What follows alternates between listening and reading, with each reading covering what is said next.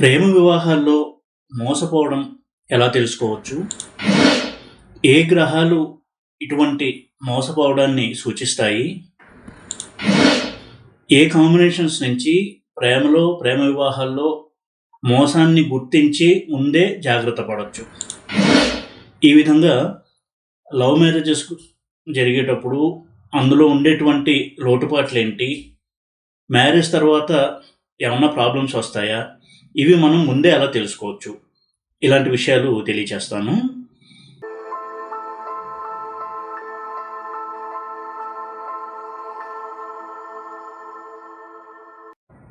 ఓం నమో వెంకటేశాయ.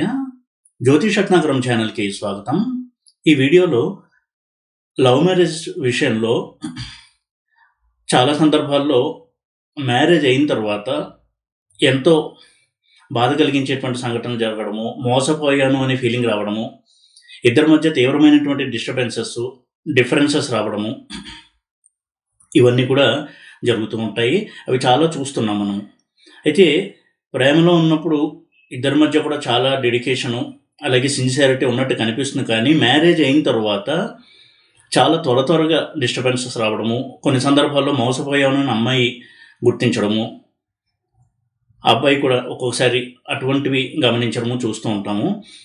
ఇలాంటి సందర్భాల్లో ఇటువంటి లవ్ మ్యారేజెస్లోకి ఎంటర్ అయ్యే ముందే అలాంటివి ఏమైనా జరగబోతాయని ముందే కనుక మనం తెలుసుకోగలిగితే మ్యారేజ్ వైపుకు వెళ్ళొచ్చా లేదా అని డెసిషన్ తీసుకోవడంలో ఆ అనాలిసిస్ కొంత ఉపయోగపడుతుంది అనేటువంటి ఉద్దేశంతో ఈ వీడియో చేస్తున్నాను. లవ్, మ్యారేజ్ ఈ రెండు కూడా 2 డిఫరెంట్ పోర్ట్ఫోలియోస్. ఇవి లవ్కి సంబంధించినటువంటి హౌసెస్ వేరు, మ్యారేజ్కి సంబంధించినటువంటి హౌసెస్ వేరు.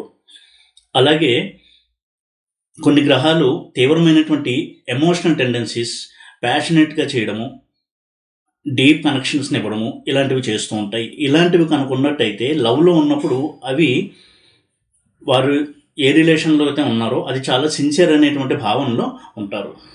కానీ తర్వాత మ్యారేజ్కి ఎప్పుడైతే వెళ్తారో, మ్యారేజ్ అవుతుందో, మ్యారేజ్కి సంబంధించినటువంటి హౌసెస్, ప్లానెట్స్ యాక్టివేట్ అవుతాయి. కాబట్టి అవి కనుక ఈ లవ్కి సంబంధించిన హౌసెస్, ప్లానెట్స్తో కనెక్షన్ నెగిటివ్గా కనుక ఉన్నట్టయితే తప్పకుండా మ్యారేజ్ అనేది ఫెయిల్ అవుతుంది. ఈ విషయాలు మనం ఎలా అర్థం చేసుకోవచ్చు? దీనికి కొన్ని క్లూస్ అనేవి తెలియచేస్తాను. ఎందుకంటే ప్రతి చార్ట్ కూడా ఒక యూనిక్ చార్ట్ అవుతుంది. అందులో ఆ కాంబినేషన్స్ బట్టే మనం ఒక అవగాహన తెచ్చుకోవాలి. అయినప్పటికీ కొన్ని థంబ్ రూల్స్, కొన్ని సూచనలు కనుక మనం తెలుసుకున్నట్టయితే ఇలాంటి వాటి విషయంలో కొంత ముందుగానే జాగ్రత్త పడవచ్చు. ఈ విధంగా చూసినప్పుడు ఈ లవ్కి సంబంధించిన హౌస్, ప్లానెట్స్, మ్యారేజ్ సంబంధించిన హౌస్ అండ్ ప్లానెట్స్, వీటి గురించిన కొంత అవగాహన తెచ్చుకోవడం మంచిది. అయితే ఎప్పుడూ నేను చెప్పేటట్టుగా చాలామందికి ఈ రోజుల్లో జ్యోతిష్యం గురించి అవగాహన ఉంది. 7th హౌస్, 12th హౌస్, ఇవన్నీ కూడా మ్యారేజ్ సంబంధించినటువంటి హౌసెస్. అలాగే వీనస్ అంటే శుక్రుడు, 7th లార్డ్, వీళ్ళని స్టడీ చేస్తూ ఉంటాము, మంచిదే. కానీ జైమినీ పద్ధతిలో దారకారక గ్రహము, దారపాదము, ఉపపాదము, పుత్రకారక గ్రహము, ఇవన్నీ కూడా స్టడీ చేయాలి.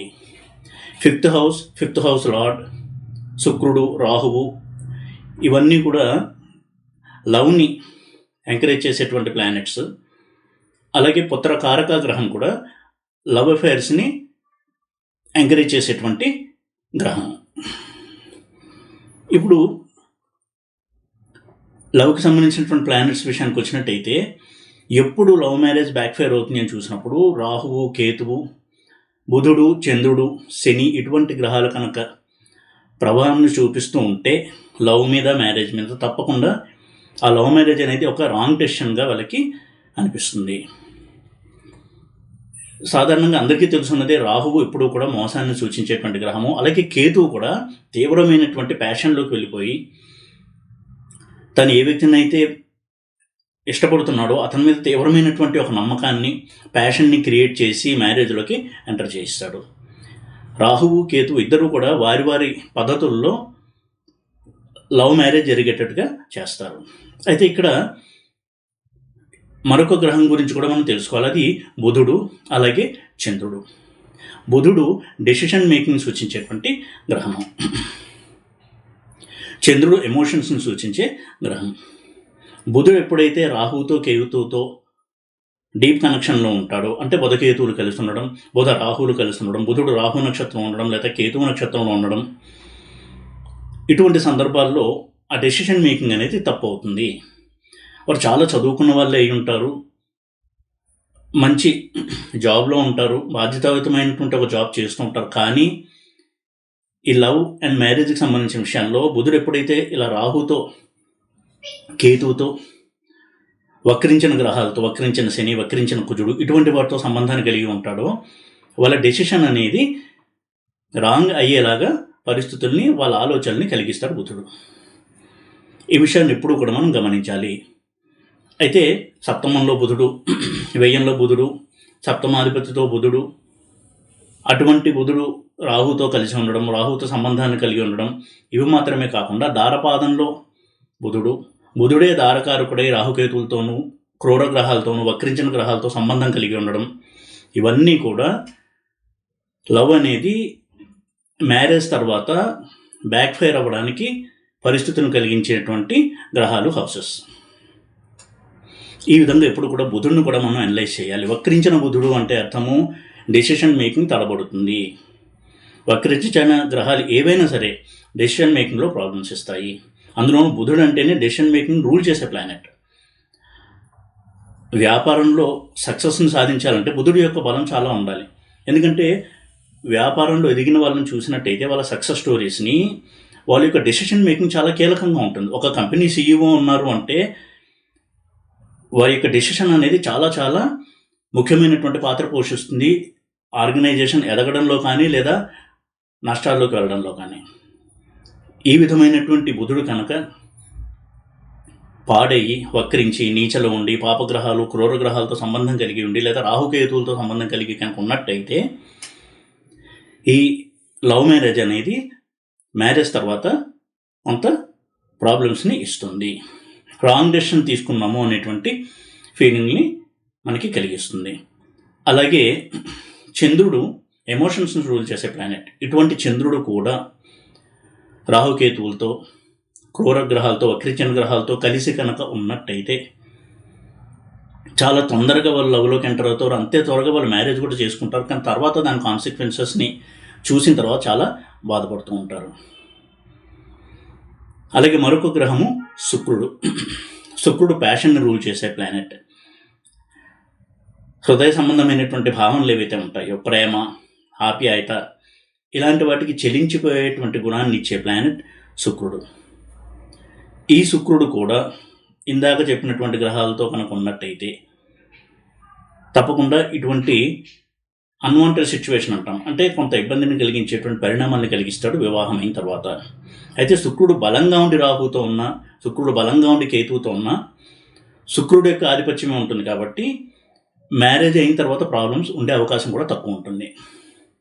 శుక్రుడు పాడయ్యి, అంటే వక్రించి, నీచలో ఉండి, క్రూర గ్రహాలతో ఉండి, వక్రించిన గ్రహాలతో ఉండడం, లేదా రాహుకేతువులతో ఉండడం, ఇటువంటి సందర్భంలో లవ్ మ్యారేజెస్ అనేవి ప్రాబ్లం ఇవ్వడానికి అవకాశం ఎక్కువగా ఉంటుంది. ఇటువంటి సందర్భాన్ని కనుక వాళ్ళు చూసినట్టయితే, అమ్మాయి కానీ అబ్బాయి కానీ, లవ్ తర్వాత మ్యారేజ్లోకి వెళ్ళాలి అనుకునే సమయంలో కొంత ఆలోచించి డెసిషన్ తీసుకోవడం మంచిది. జ్యోతిషపరంగా ఇటువంటి క్లూస్ మనకి హెల్ప్ చేస్తాయి. ఒక ఎమోషన్లో, ఒక ప్యాషన్లో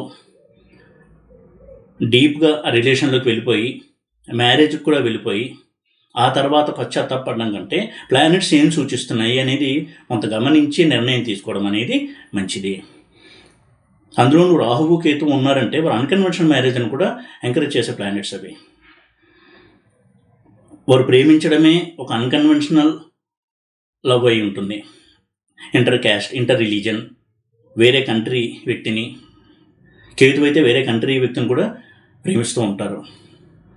ఇలాంటివి ఉన్నప్పుడు కాంబినేషన్స్, దాని తర్వాత పరిణామాలు మనకి పాజిటివ్గా ఉంటాయా లేదా అని తెలుసుకోవడం చాలా మంచిది. తర్వాత మళ్ళీ పశ్చాత్తాపడే కంటే కూడా. ఎందుకంటే చాలా సందర్భాల్లో చూస్తుంటాం, ఇందాక చెప్పినటువంటి ప్లానెట్స్ బుధుడు, చంద్రుడు, శుక్రుడు ఇటువంటి గ్రహాలు రాహుకేతువులతో డీప్ కనెక్షన్ కనుక్కున్నట్టయితే అన్కన్వెన్షనల్ మ్యారేజెస్ ఇస్తాడు. అంటే వారి కల్చర్ వేరే ఉంటుంది, వారి అలవాట్లు వేరే ఉంటాయి, ఇవన్నీ కూడా వేరేగా ఉంటాయి. అటువంటి వ్యక్తులతో వివాహం జరుగుతుంది. కానీ వివాహం తర్వాత మ్యారేజ్ కనుక స్ట్రాంగ్గా ఉంటే దానివల్ల ప్రాబ్లం లేదు, ఇంటర్ క్యాస్ట్ అయినా ఇంటర్ రిలీజ్ అయినా. కానీ అలా కనుక లేకపోతే 5th lord 7th lord, 5th house 7th house connection కనుక స్ట్రాంగ్గా లేకపోతే తప్పకుండా లవ్ తర్వాత మ్యారేజ్కి వెళ్ళడం, ఆ మ్యారేజ్ తర్వాత ప్రాబ్లమ్స్ రావడం అనేది జరుగుతాయి. ఎన్నో సందర్భాల్లో ఇది మనం గమనించవచ్చు. అయితే ఇక్కడ నేను చెప్పే సూచన జైమిని పద్ధతిలో చరకారకత్వాలను కూడా పరిగణలోకి తీసుకుని అనాలిసిస్ చేస్తే ఆ అనాలిసిస్ కంప్లీట్ అవుతుంది. ఈ విధంగా ఎవరైతే వివాహం చేసుకోవాలనుకుంటున్నారో అమ్మాయి అబ్బాయి కావచ్చు, లేదా వాళ్ళ పేరెంట్స్ కావచ్చు, ఈ విధమైనటువంటి ఒక విశ్లేషణ కనుక చేసినట్టయితే తప్పకుండా వారు తీసుకునే నిర్ణయం పాజిటివ్ రిజల్ట్స్ ఇస్తాయా లేదా అనేది మనకి తెలియడానికి ఆస్కారం ఉంటుంది. ఈ వీడియో కనుక మీకు నచ్చినట్టయితే లైక్ చేసి, షేర్ చేసి, సబ్స్క్రైబ్ చేయండి. ఓం నమో వెంకటేశాయ.